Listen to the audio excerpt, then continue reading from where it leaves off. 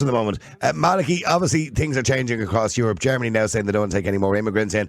And of course, what kind of makes the whole thing farcical is this stupid story today in the paper about the two Chinese lads in Shannon Airport who were given a McDonald's, sent out of court, and the guards told to find them somewhere to live. It does make the whole thing a bit of a joke at this stage. Well, it's far from a joke, Niall, because this is a very serious issue where we're now the fools in Europe.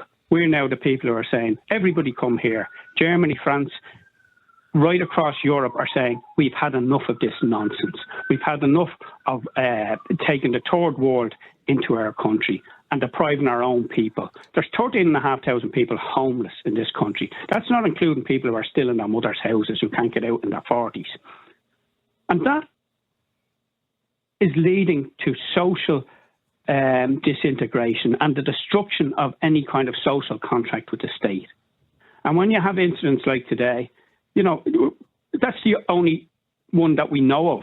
You can be sure that that's happening on a regular basis. All across, absolutely. Yeah, it was just the one that happens to be in the paper. And, you know, we're not bringing in the doctors and the scientists. We're bringing in the lowest of the low. And they keep telling us there's no connection between crime and immigration. As I keep saying, and I said to Carl Dieter on your programme, come up to the CCJ with me some days. I'm still waiting for him to come because he denied it at that time. You only have to look at the district court lists in any court in this country. You only have to look at the circuit court lists for sexual assaults, a huge amount of non-nationals who should not be in this country. And, you know, one of your callers there was saying that Ryanair should send the details of people when they scan their passports. Michael O'Leary offered to do that and said to the government, to Helen McEntee and the Minister for Justice... I'll take photographs of the pass, yeah. He said he'd take photographs. We will email it. He said, we will email the stuff to you. And they said, well, actually, they said nothing. They didn't even come back to him. So there... And we listened to McEntee today again, or yesterday. Oh, we're going to, you know, deport people. They told us that before the European local elections. Yeah, and the European elections. They and people naively believed them. Yeah. And this is where we're in an election cycle. That's the only reason they're even discussing these things and saying. I mean, I heard the fool that pretends to lead this country, that's beholden to Europe, Harris on this morning, telling us, you know, how people who argue against government policy and have a tricolour are besmirched in the tricolour. I heard him telling us how he was going to have a sensible immigration policy. Fine Gael had been in power for 12 years. It's like Donald Trump said to Harris the other night, you know, it's all you're going to do. What have you been doing for the past, in their case, 3.5 years? Fine Gael and Labour, or Fianna Fáil and the Greens have destroyed this country with the cooperation of the Social Democrats and the Provisional Alliance and the NGOs. Left-wing politicians, the whole lot of them, and the NGOs, which are funded in order to destroy this country. And if you look at some of the figures and the I was looking at the figures this morning at the funding for the NGOs and the payroll, and there was one NGO which represents refugees. There's God knows how many NGOs that represent refugees, but one in particular, right? There's 12 people working, and the payroll is 860,000. So I said they're paying each other 70. They're paying 70 grand. Seems to be the average wage for the 12 staff.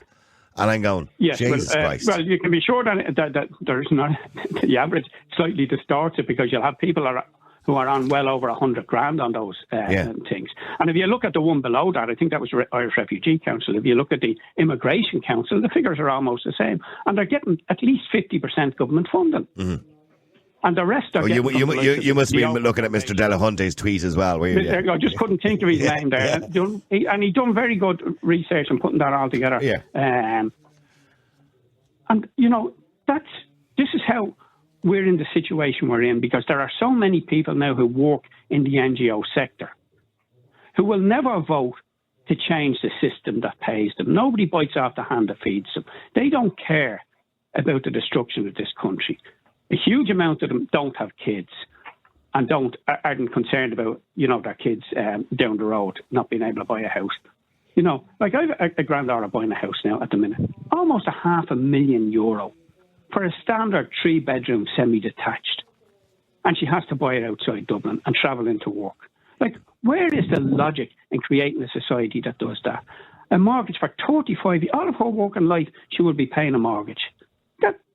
Do you have a little bit of hope, Malachy? And I'm sorry, I have to be quick because I have to go to Keaton Maureen as well here now. But do you have a little bit of hope that when you look across Europe now, you're seeing Germany saying we're going to get tough now on immigration. You know, you've seen Hungary busing people to Brussels. You've seen Poland more or less close the borders. You're seeing Geert Wilders also saying the same thing as well. So you're seeing a lot of countries now fighting back against Europe and the European project, as Eno Doherty called it earlier on, in relation to immigration. Does that give you some hope? Well, it gives me some hope for those countries. But it doesn't give me any increased hope for this country, because we seem to want to be the best boys in Europe. Look at the way we treated the whole Apple thing, 13 billion. Anybody else would put their hand out and say, give it to me now. Yeah, but I think I'm not going to go into it now, but I think we'll disagree on the Apple thing. You know, I don't believe Ireland wanted that money, and I don't believe it was the best result for Ireland. No. Well, those companies will be leaving this country anyway, you know, after Trump is re-elected. But if we have one chance at this now. Yeah. In November, hopefully it's November, and that people get up off their arse, get away from their keyboards, get out and campaign and vote for people who will at least try and bring change to this. Because if they don't, if people like me are not in the next parliament, then it's over, Niall.